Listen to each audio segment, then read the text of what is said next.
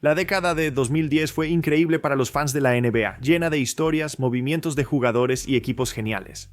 Equipos campeones y bicampeones. Pero, ¿qué ocurrió con los campeones de la década de 2010? ¿Por qué todo terminó mal? ¿Cómo llegaron de donde estaban a donde están ahora? Empecemos con los campeones de 2010, los Lakers de Los Ángeles. Después de algunos años difíciles, mientras luchaban por pasar de la era de Shaq y Kobe a solo la era de Kobe. A finales de los 2000, los Lakers eran contendientes otra vez. Sin duda, el movimiento más importante que los ayudó a llegar ahí fue el intercambio por el pívot Pau Gasol en la fecha límite de traspasos de 2008. Una movida que sorprendió a la mayoría en la liga. Gasol, un joven pívot All-Star, habría requerido un intercambio importante. Sin embargo, fue traspasado a los Lakers sin que la liga supiera que estaba disponible, y por poco a cambio. Una movida que los teóricos de la conspiración dentro de la liga todavía especulan que fue un trato interno entre la directiva de los Grizzlies y los Lakers. Con Gasol, Kobe, Lamar Odom y Bynum, los Lakers tenían lo necesario para pelear por el título otra vez. Con Phil Jackson al mando, perdieron en 6 juegos ante los Celtics en los playoffs de 2008 meses después de obtener a Gasol. Pero luego ganaron el título en solo 5 juegos contra el Magic en 2009. Sin embargo, esta sección trata sobre el título de 2010. Esa temporada evitaron casi todo lo que podía detenerlos en el oeste. Lesiones, aunque Gasol y Bynum jugaron más de 60 partidos en temporada regular y los 23 de playoffs, aunque perdieron a un alero importante como Trevor Ariza en la temporada baja anterior, lograron traer en ese momento a Ron Artest para reemplazarlo. El núcleo del campeonato era Kobe, Gasol, Bynum, Odom, Artest y Fisher. Un grupo con demasiada talla y habilidad para que casi cualquier equipo en la liga pudiera enfrentarlos. Volvieron a las finales contra un viejo rival, los Boston Celtics, quienes los derrotaron en 2008 y que usualmente tenía fama de ser solo un equipo más físico y duro. En 7 juegos intensos, los Lakers ganaron gracias a un triple clave de Artest en un partido difícil. 7 para ganar el título, con Kobe logrando su quinto y último campeonato y otro jugador más valioso de finales. Y lamentablemente eso fue lo mejor que le ocurrió a la franquicia en años. Fueron muy buenos la siguiente temporada con Phil Jackson regresando un año más. Ganaron 57 partidos, aunque Bynum tuvo problemas de salud, todo se vino abajo en la segunda ronda de esos playoffs, ya que fueron barridos y humillados por los Dallas Mavericks. Ese fue el final de una era para los Lakers. Jackson se retiró y el equipo pasó por momentos extraños. La liga estaba en paro laboral y la temporada comenzó tarde, así que en diciembre los Lakers acordaron un trato para intercambiar a Chris Paul de los Hornets, enviando tanto a Pau Gasol como a Lamar Odom para darle a Kobe uno de los mejores escoltas de la liga como compañero en la zona de defensa. Sin embargo, ese intercambio fue finalmente vetado por la liga. Aunque tuvieron buen récord esa temporada, de nuevo perdieron en la segunda ronda de playoffs. En la temporada baja de 2012 intentaron renovar el equipo, adquiriendo a Dwight Howard y Steve Nash y dejando ir a Bynum y Odom. Un desastre que es considerado uno de los peores experimentos de super equipos. Decepcionaron durante toda la temporada, fueron barridos en la primera ronda de los playoffs y no regresarían a la postemporada durante otros 6 años. Esta era de los Lakers es un ejemplo perfecto de por qué armar una dinastía es tan difícil en la NBA. Intentaron mantener el ritmo a pesar de los cambios en la plantilla, las lesiones, los cambios de entrenador, pero mantener la competitividad de manera sostenida es increíblemente difícil con todos esos factores. Como los Lakers y sus aficionados descubrieron, los siguientes en la lista son uno de mis equipos campeones favoritos de todos los tiempos, los Mavericks de Dallas de 2011. En ese momento no parecía un equipo con nivel de campeón. Desde que perdieron las finales de 2006 ante el Heat, los Mavs solo habían ganado una serie de playoffs en las 4 postemporadas antes de 2011. Estaban liderados por Dirk Nowitzki, aún uno de los mejores altos de la liga, pero ya tenía 32 años y un historial irregular en postemporada. Al ver la plantilla, era un grupo peculiar y envejecido en torno a Dirk. Tenían a Jason Terry, 33, Sean Marion, 32, Jason Kidd, 37, junto con jóvenes como Joe Barea y Tyson Chandler. Pero de nuevo, la expectativa para este equipo no era ganar un título, pero la incorporación de Chandler fue una parte fundamental de esto. Y sin él, honestamente no creo que hubieran ganado el título en 2011, en 2009. Chandler no fue transferido de Nueva Orleans a Oklahoma City porque no pasó el examen físico por una lesión, cancelando el intercambio. En vez de eso, lo mandaron a los Bobcats esa temporada baja y en la de 2010 lo dejaron ir casi gratis. Y en Dallas se convirtió en uno de los mejores jugadores defensivos de toda la liga, ideal para proteger el aro y rebotear con Dirk en la pintura. Quizá nunca habrían estado en el equipo sin esa serie de eventos. Entraron a los playoffs de 2011 como tercer sembrado. Los Spurs y Lakers eran considerados los verdaderos equipos de campeonato y eran superiores en ese momento. Le ganaron a Portland en 6 juegos en la primera ronda. Barrieron a los Lakers en la segunda ronda, como mencioné en la sección anterior, lo cual fue una gran sorpresa. Vencieron al Thunder en 5 juegos en las finales de conferencia y luego enfrentaron su mayor desafío hasta entonces: los Heatless de LeBron, Wade y Bosh en su debut en finales. A pesar de una temporada extraña en Miami, el Heat mostró gran talento y solo perdió 3 juegos en su camino a las finales. Era difícil imaginar un mayor desbalance para Dallas, con su equipo envejecido y solo Dirk como estrella ante el trío más talentoso que la liga había visto. Sin embargo, Dirk y ese equipo de los Mavs fueron simplemente increíbles durante toda la postemporada y eso continuó en las finales. El Heat no tenía respuesta para Dirk, los tiros clave de los jugadores de rol y la gran defensa de Chandler y Marion. También obligaron a LeBron a tener su peor actuación en unas finales de su carrera. Permitió que alguien como J.J. Barea, de todas las personas, lo detuviera en las finales. Dirk promedió 26 puntos por partido en las finales y logró su primer título tras una gran racha en playoffs. Una de las rachas de campeonato más memorables e improbables en la historia de la liga. Desafortunadamente para ellos, esa sería la última serie de playoffs que ganarían los Mavs durante la siguiente década. Perdieron a algunos jugadores clave en la siguiente temporada baja, incluyendo a Tyson Chandler, que fue una de las piezas fundamentales para el título en primer lugar. No lograron recuperarse esa temporada porque su defensa colapsó. Mientras Dirk envejecía, tuvieron buenas temporadas y él seguía destacando, pero al retirarse en 2019 inició una nueva era. Sinceramente, no hicieron nada malo para perder a su equipo campeón, salvo dejar ir a Chandler en 2011.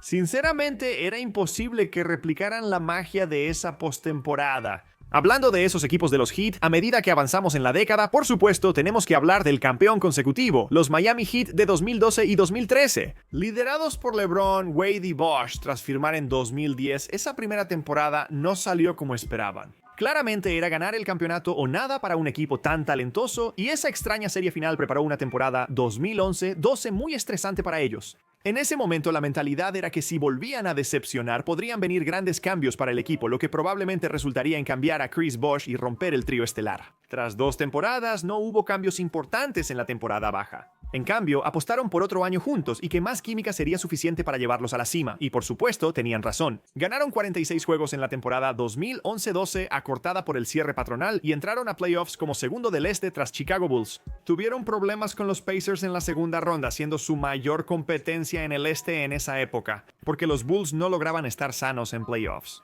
Vencieron a los Pacers en 6 juegos y luego enfrentaron su mayor reto de la temporada en las finales de conferencia contra los Boston Celtics. En ese momento eran un equipo veterano, con experiencia y mucha dureza. Después de ir abajo 3-2 en la serie, LeBron simplemente no permitió que su equipo perdiera la serie, anotando 45 puntos como visitante en el 6º juego y cerrándolo en el 7º para llevar a los Heat de regreso a las finales.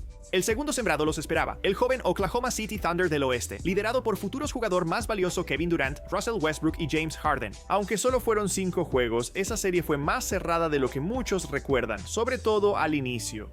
El Thunder no pudo con su inexperiencia y LeBron ganó su primer campeonato de la NBA. Entrando a la siguiente temporada, el Heat era visto como el favorito y ciertamente no decepcionó en la temporada regular. Ganaron 66 juegos, incluyendo la segunda racha más larga de la NBA con 27 victorias seguidas. Llegaron a playoffs como primer sembrado y avanzaron fácil a finales de conferencia, donde enfrentaron a unos Pacers mejores que el año anterior. Fue una serie realmente difícil y un momento de consagración para Paul George. El Heat ganó en 7 juegos y avanzó a las finales por tercer año seguido. Esta vez los esperaba un desafío distinto al del año anterior. Los San Antonio Spurs eran lo contrario al Thunder, con experiencia en campeonatos y jugadores veteranos.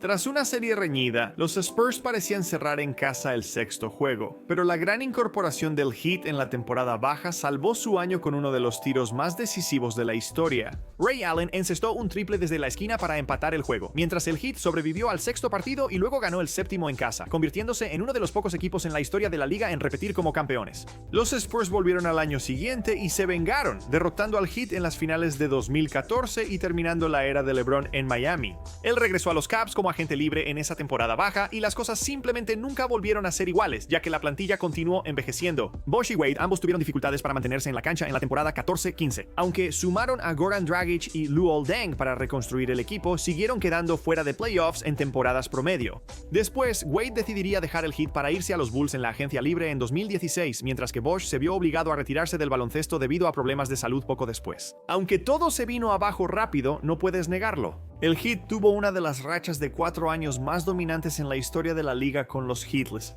Lo que nos lleva a los campeones de 2014, los Spurs de San Antonio. Para cuando llegaron a las finales de 2014, pasaron 7 años desde su último título, su sequía más larga en 15 años de competencia por el campeonato. Habían estado cerca en años recientes, perdiendo contra el Thunder y luego contra el Heat en las finales por el tiro de Ray Allen. Entraron a la temporada 2013-2014 con una misión. Por supuesto, la mayor diferencia entre esta era del baloncesto de los Spurs y las versiones de mediados de los 2000 fue la incorporación de Kawhi Leonard. Después de adquirirlo la noche del draft en 2011 a cambio de George Hill, Kawhi siguió desarrollándose hasta convertirse en un jugador muy impactante para San Antonio y parecía una futura estrella.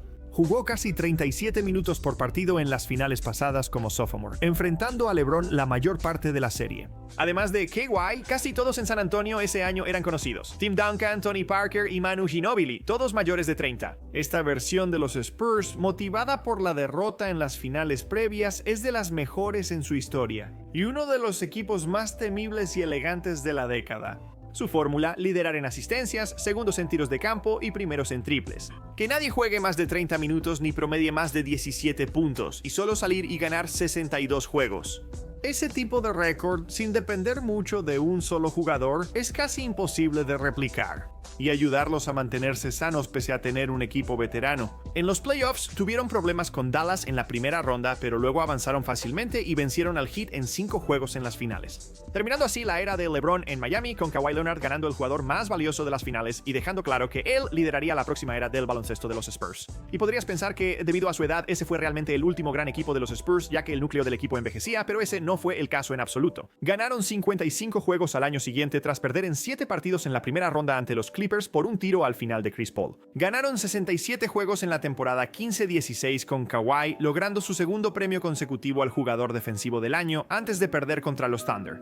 Kevin Durant y Russell Westbrook en su mejor nivel en segunda ronda. Después volvieron a las finales de conferencia en 2017, pero los Warriors de Kevin Durant los barrieron de nuevo. Y todo el tiempo, simplemente seguían haciendo cambios cuando necesitaban competir. Kawhi ganó prioridad conforme mejoraba ofensivamente, hasta ser jugador calibre, jugador más valioso en la temporada 2016-17. Y agregaron jugadores como LaMarcus Aldridge en la agencia libre, mientras Duncan y el resto de los veteranos envejecían. Tras el retiro de Duncan en 2016, seguían siendo increíbles en la temporada 2016-17 y lideraban a los Warriors de Durant en el primer juego de esa serie. Antes de la lesión de Kawhi, lo de los Spurs solo fueron un par de situaciones desafortunadas. Seguían compitiendo en una fuerte conferencia del Medio Oeste hasta que Kawhi se lesionó.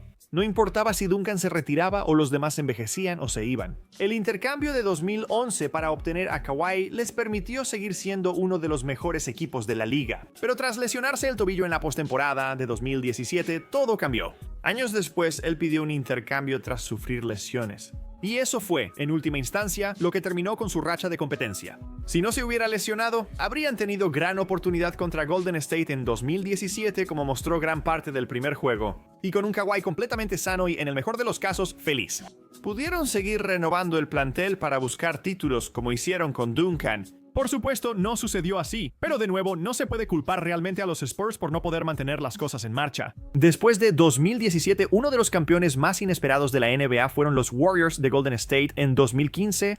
Puede parecer raro ahora, ya que han sido de las organizaciones más exitosas de la liga desde la temporada 2015. Los Warriors no siempre fueron una gran franquicia, aunque venían de una temporada previa con 51 victorias. Aunque Steve Kerr llegó como nuevo entrenador, las expectativas eran bajas para un equipo con solo 2 series de playoffs ganadas desde 1991. Steph Curry y Klay Thompson lideraron un núcleo que se consolidó bajo el exentrenador Mark Jackson. Pero hubo cambios importantes dentro del equipo que les permitieron ganar 67 juegos en el primer año de Steve Kerr como entrenador en jefe en la temporada 2014-2015. Draymond Green se convirtió en el pilar defensivo del equipo al asumir la titularidad tras las lesiones de David Lee, y de inmediato quedó claro lo valioso que sería en ese papel. También movieron a Andre Iguodala a un rol desde la banca, permitiendo que su capacidad de crear jugadas y anotar realmente brillara en las segundas unidades. Eso, sumado a grandes temporadas de Steph Clay y veteranos, hizo que los Warriors lograran el mejor récord de la liga. Y para que Curry ganara el jugador más valioso, se consolidaron como uno de los equipos más dominantes, con la segunda mejor ofensiva y la mejor defensa de la liga. Al iniciar los playoffs, persistía el escepticismo sobre si un equipo de tiros de salto podía ganar un título. Vencieron a los Pelicans en la primera ronda, remontaron ante los Grizzlies para ganar en 6 juegos y derrotaron a los Rockets en 5, llegando a su primera final desde 1975.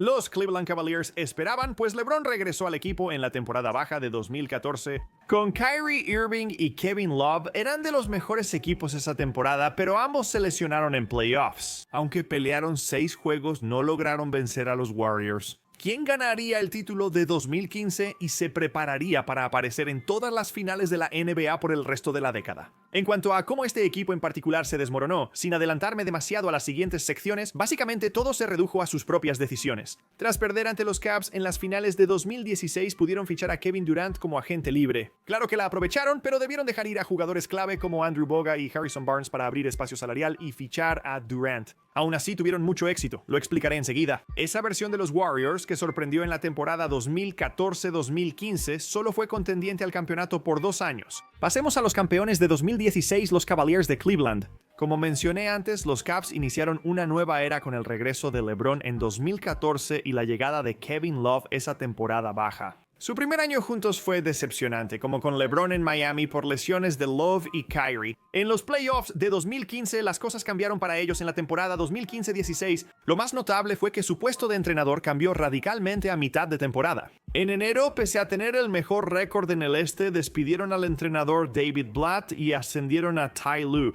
Una decisión inédita para un equipo que estuvo a 2 juegos de ganar un título meses antes. Esa decisión, además de una gran cantidad de cambios en la plantilla desde que LeBron llegó en 2014, llevó a mucha especulación de que este equipo de los Cavs nunca sería capaz de recuperarse a tiempo y crear la química suficiente para ganar un título en esa temporada. Su récord el resto del año con Lewis como entrenador principal fue bastante similar al que tenían cuando Blatt era el entrenador, y entraron a la postemporada como el primer sembrado. Llegaron a las finales sin dificultad, venciendo a Pistons, Hawks y Raptors. Solo perdieron 2 juegos ante Toronto en la final de conferencia. Volvieron a enfrentarse en las finales contra los Guerreros de Golden State, pero ahora estaban totalmente sanos. Pero después de 4 juegos, sinceramente, no parecía importar mucho. Los Guerreros, confiados por su título previo, tomaron ventaja de 3-1 en la serie. Al final del cuarto juego, Draymond Green y LeBron tuvieron que ser separados y tras el partido, Green fue sancionado con una falta flagrante. Y una revisión por parte de la liga resultó en que fuera suspendido para el 5º juego por cometer 4 faltas flagrantes en una sola postemporada. A partir de ahí, los Cavs tomaron el control con Kyrie y LeBron, quienes tuvieron actuaciones impresionantes para forzar un 7º juego de regreso en Cleveland, donde Kyrie anotaría uno de los tiros más icónicos en la historia del baloncesto para concretar la remontada del 3-1 y permitir que LeBron finalmente llevara un título a Cleveland. Irónicamente, Kyrie también provocaría el colapso total de esta era del baloncesto de los Cavs. Insatisfecho con su situación, casi pidió un traspaso en la temporada baja de 2016, apenas unos meses después de haber ganado el título. Tras perder contra los Warriors en las finales de 2017, Kyrie pidió un traspaso y fue enviado a los Celtics a cambio de un lesionado Isaiah Thomas y otras piezas. Ese movimiento prácticamente eliminó las posibilidades de los Cavs de ganar un título. Hicieron su mejor esfuerzo en la temporada 2017-18 y regresaron a las finales de 2018. Pero después de perder una vez más, LeBron se fue a los Lakers en la temporada baja de 2018 y después de todo eso, su equipo campeón desapareció. Las razones por las que Kyrie quería irse de los Cavs, aparte de su descontento: no querer jugar con LeBron ni estar en Cleveland, prefiriendo elegir dónde jugar. Nunca tuvo mucho sentido pedir un intercambio tan pronto tras ganar un título. El equipo de 2017, aunque perdió las finales, quizá fue el mejor de los Cavs de esa época. Y el único equipo que realmente podía detenerlos era, por supuesto, los Warriors. Con su solicitud de intercambio, Kyrie inició eventos que terminaron esa era de los Cavs. Es momento de hablar del único equipo que los Cavs no pudieron vencer, los Warriors de Golden State de 2017 y 2018. Tras la vergonzosa derrota ante Cleveland en 2016, los Warriors renovaron su equipo al sumar a Kevin Durant como agente libre tras lograr 73 victorias, récord histórico de la NBA. Aunque Durant fue y todavía es objeto de burlas por tomar esa decisión, uniéndose a un equipo que rompió récords y al que también acaba de perder una ventaja de 3-1 en la postemporada anterior. Eso los hizo el equipo más temido de la liga. En esa temporada, posiblemente se consolidaron como el mejor equipo de la NBA de todos los tiempos. Sumar a KD al equipo con esa capacidad de tiro, con la defensa de jugadores como Draymond, con grandes jugadores de rol todavía y teniendo que marcar tanto a Steph como a KD en la cancha al mismo tiempo, simplemente era injusto. El único reto real para los equipos en 2017 o 2018 fueron los Spurs de Kawhi, quienes lideraban el juego 1 en 2017 antes de su lesión. Los Houston Rockets de James Harden lideraban 3-2 contra los Warriors en la segunda ronda de 2018 antes de colapsar y fallar casi 30 triples seguidos. Ambos equipos, sobre todo los Rockets, mostraron que los Warriors podían perder, pero el margen de error era mínimo. Ante un equipo tan talentoso, mostraron su dominio en 2017 barriendo hasta las finales y perdiendo solo un juego ahí. Un récord de 16 en playoff. Eso es difícil de entender, sobre todo por lo bueno que era ese equipo de los Cavs en 2017. Tras el intercambio de Kyrie Irving en 2017, los Cavs, su competencia principal fue mucho peor la temporada siguiente. Tuvieron problemas con los Rockets, pero lograron 16 victorias y 5 derrotas en la postemporada, barriendo a los Cavs en las finales. Sin embargo, las cosas empezaban a ponerse tensas en Golden State. Incluso con todo el éxito, Durant nunca sintió que recibiera crédito por ganar los títulos con Golden State, por lo buenos que eran, cuando llegó ahí y su relación con Draymond Green empezó a deteriorarse como resultado. En la temporada 2018-2019 aún eran muy buenos, pero las grietas ya se notaban. Para cuando llegaron los playoffs de 2019, los rumores sobre que KD se iría como agente libre en la última temporada baja realmente se intensificaron y resultaría ser una postemporada agotadora para el equipo. No evitaron muchas lesiones en jugadores clave. Clay, Curry y Durant enfrentaron problemas en los playoffs de 2019 y sí, aún así llegaron a las finales porque seguían siendo muy talentosos. Tras perder a KD por rotura de tendón de Aquiles y a Clay por rotura de ligamento cruzado en las finales, ni la brillantez de Steph bastó y cayeron en 6 juegos ante los Raptors. Incluso en la derrota lograron superar problemas internos y lesiones del equipo. Y aún así quedarse a solo 2 juegos de ganar un tercer título consecutivo te muestra lo increíblemente buenos que eran esos equipos de los Warriors. Por supuesto, KD terminó dejando el equipo en la temporada baja de 2019, uniéndose a los Nets mientras ellos enviaban de regreso a D'Angelo Russell en un intercambio con firma y traspaso. Los Warriors pasarían por un periodo de transición mientras lidiaban con temporadas llenas de lesiones, pero saldrían adelante y con algunos grandes movimientos como agregar a Andrew Wiggins y un intercambio por D'Lo lograrían recuperarse. Ganaron el título de 2022 sobre Boston, demostrando que un equipo campeón puede desmoronarse.